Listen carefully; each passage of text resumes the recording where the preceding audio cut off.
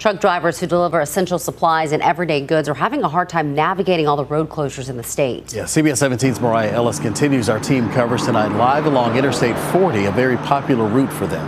Mariah.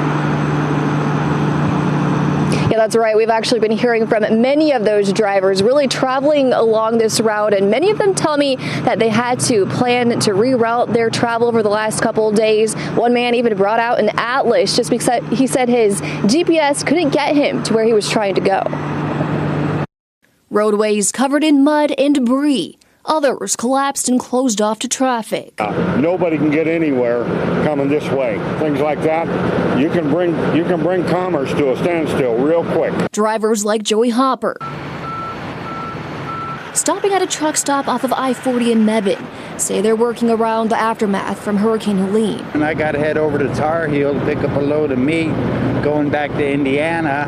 And I'm trying to figure out how to get out of here. I know I've seen videos of drivers who were parked when the storm came through, and their trucks were flooded all the way up to the window. Drivers coming from across the country say it's been a challenge, working with delays, reroutes, some even spending a couple nights at a standstill.